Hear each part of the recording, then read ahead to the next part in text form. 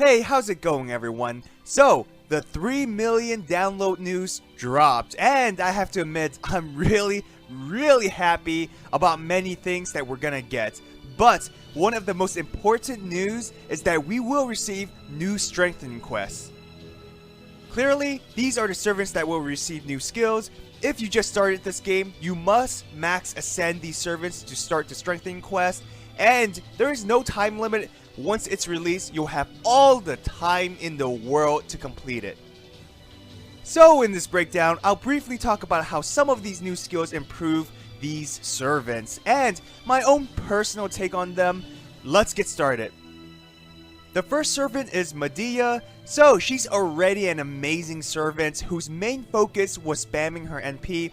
With her new skill, it further adds her ability to spam NP. When you have the opportunity to Brave Chain with Medea, use this on herself to further boost her NP gain overall. Ultimately, this adds another tool within your arsenal when charging her Noble Phantasm gauge. The removal of debuff is more of a bonus. Don't waste this skill unless the debuff really hurts you. Main focus should be the NP gain. Since this skill is targetable, this allows her to fulfill a slight supportive role, but since the buff only lasts one turn, have the proper setup before using this. Again, Brave Chains with the right command cards are most ideal. Next servant is Uriel, a good arts focused archer. As you know, she's strong against melee enemies. With her new skill, use it before her NP attack to further enhance its performance. Ideally, you want to arts Brave Chain for maximum leverage. Now, since this is for 3 turns, you can actually activate this a bit sooner. Let's say to increase her NP gain faster when attacking with her 2 arts. Just make sure not to waste this ability. Always activate her NP attack while this skill is in effect. Moving on to Shakespeare, his new skill really enhances his overall role. Ideally, you want to use this skill on a servant with high hit count or is a strong star generator. Since the buff only lasts 1 turn, again, you have to have the proper setup. A Brave Chain with at least 1 quick attack can help a lot. Now, his NP charging effect is freaking amazing, especially for new players who may lack CE or servants that can charge NP on the spot. Not everyone has a Kaleidoscope or a Waiver, but Shakespeare is easy to summon on the Friend Points banner, at least for me anyways. Now, if you haven't summoned him yet, I honestly don't know what to say. Maybe the gacha gods just hate you. A 20% charge is significant and can be the difference between your servant using their NP attack now as to waiting a turn or 2. And if you have a Kaleidoscope, then your servant can turn 1 NP thanks to Shakespeare. Now, Arash is an amazing servant, especially for farming. I feel like there's very little appreciation for him. Evil Jagan actually did an amazing video on him, so I highly recommend checking it out. As we know, Stella can clear a wave of enemies, and since Arash dies afterwards, your backup servant will enter the battle. No need to use your combat uniform for the switch.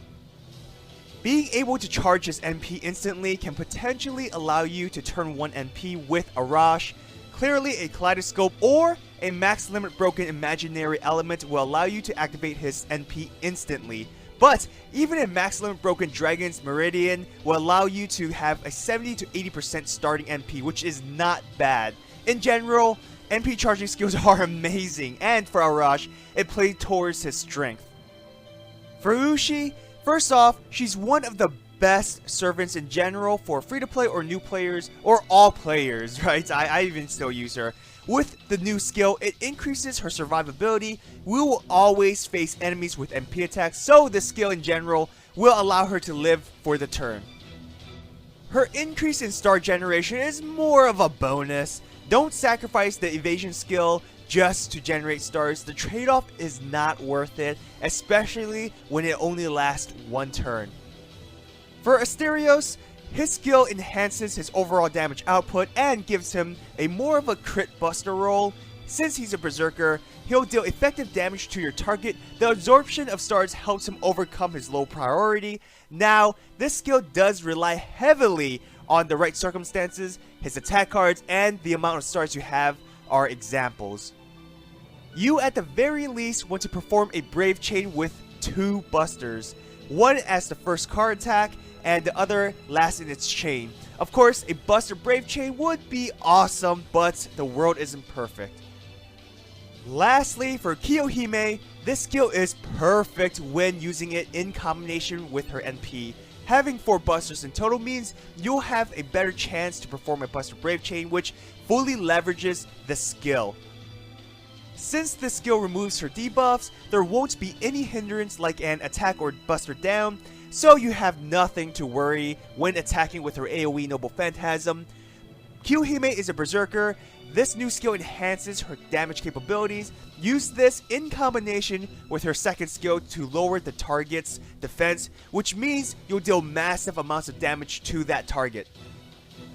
Well, that's it. This was a quick breakdown on the Servant's new ability. Good luck with the current event, and I want to ask you, which 4-star Servant will you choose from the 3 million downloads? For me, it's Carmilla. Surprisingly, I haven't gotten her yet, so this is the perfect opportunity to do so. I hope you enjoyed this video. If you did, hit that thumbs up and subscribe to my channel. Follow me on Twitter and Instagram. Have a great day. Till next time.